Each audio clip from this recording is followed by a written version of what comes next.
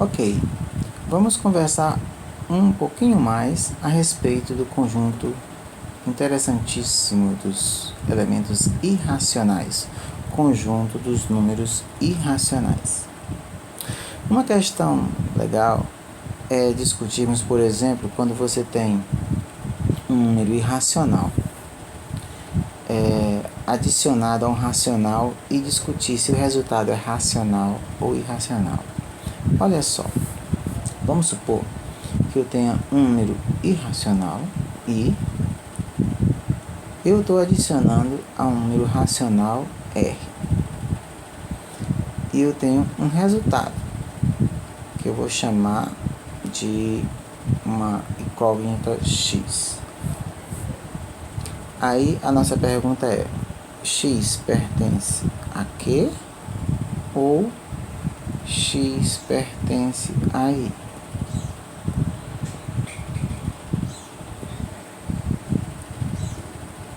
Muito bem. Olha só como é que a gente pode chegar a uma conclusão, usando aquela nossa história do raciocínio pelo absurdo. É muito útil, né, esse tipo de raciocínio para a matemática. Vamos supor, suponha que X seja racional. Aonde isso vai nos levar? Eu teria um número irracional mais um número racional igual a um número racional.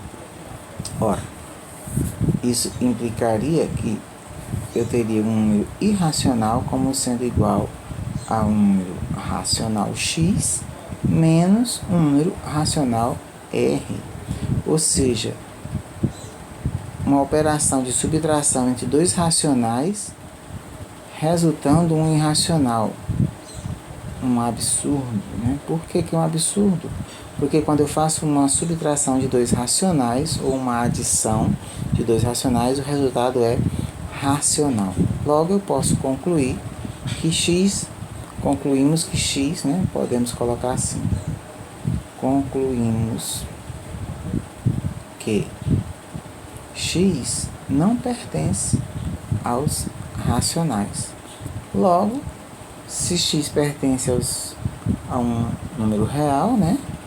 X pertencerá aos irracionais.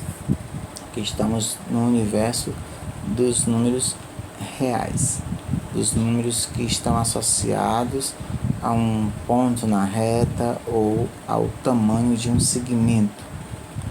Estamos nesse universo. Muito bem. Dito isso, a gente pode concluir que se eu tenho um número irracional mais um racional, eu vou ter como resultado um elemento irracional. De forma análoga, se eu tiver um número irracional vezes um racional, eu vou ter como resultado um elemento irracional. Isso, mais uma vez, expande significativamente a ideia de exemplos de elementos irracionais. Por exemplo, eu poderia citar aqui, vamos supor, se eu colocasse assim, A raiz quadrada de 2 mais B. Né? Então, no momento em que A e B são números racionais, A e B pertencentes aos racionais, né? Esses resultados todos são pertencentes aos irracionais, porque raiz quadrada de 2, como nós bem sabemos, é um elemento irracional. Ao ser multiplicado por A racional, resulta irracional. Ao ser adicionado por B racional, resulta também irracional. Beleza.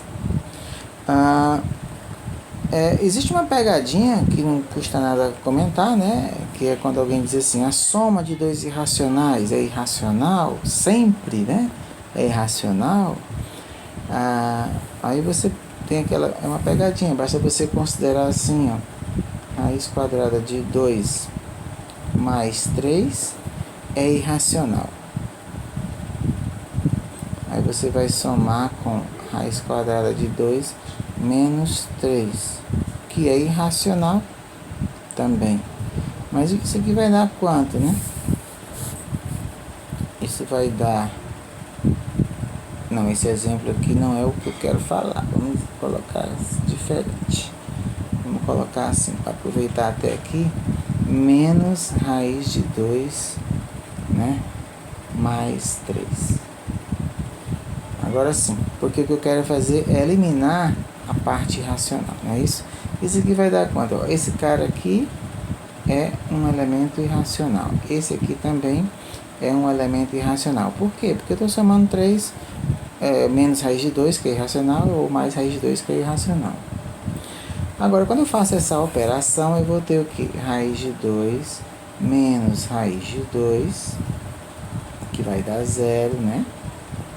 Mais 3, mais 3, ou seja, 6, que pertence a N.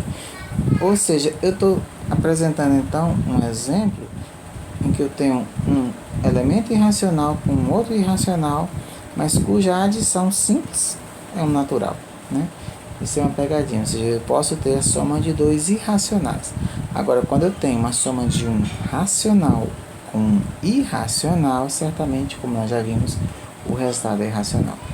Para concluir, o que caracteriza uma maneira de caracterizar os irracionais é a escrita decimal infinita, né? Escrita decimal infinita. Até aqui é suficiente? Não. As dízimas são infinitas, mas são periódicas. As dízimas periódicas são racionais. Então, escrita decimal infinita e não periódica. Ou seja, se eu tenho uma escrita decimal infinita e não periódica, eu tenho um número irracional. E aí aparecem outros exemplos bem legais, né? Por exemplo, e são infinitos, mas por exemplo, olha esse número: 1,2, 3, 4, 5, 6, 7, 8, 9, 10, 11, 12. É um número irracional, né? Nunca é escrita decimal infinita, que dá para você perceber que ela nunca vai ficar periódica.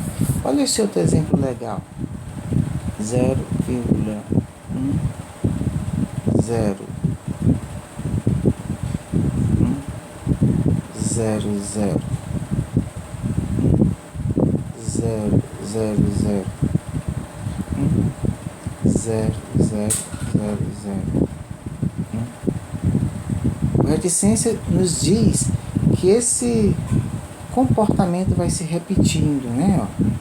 Se eu quiser olhar assim, 10, 100, 1000, 10 mil, 1 milhão, né? 10 milhões, 100 milhões. Ou seja, nunca vai ficar periódico, portanto, uma escrita decimal infinita e não periódica é um elemento irracional. Então, nesse ponto, a gente conclui essa nossa conversa a respeito desse conjunto intrigante, né? Acho que daí esse nome dele, irracional, né? E que possui tantos exemplos de termos, de elementos, né? Que a gente pôde nesses últimos vídeos demonstrar e apresentar para dar uma ideia da dimensão desses elementos. E eu não poderia, já estava quase esquecendo, mas eu não poderia deixar de citar um outro exemplo que é muito presente no nosso estudo de matemática, que é o π. O número π também é um número irracional, né? Ele é igual a 3,141592, até aí eu memorizei, mas ele nunca aparece nunca se transforma em algo periódico e a escrita dele é infinita. Mais um exemplo super importante de elemento irracional, né, desse conjunto dos números irracionais. Aí a gente conclui esse nosso bate-papo sobre esse conjunto dos números irracionais.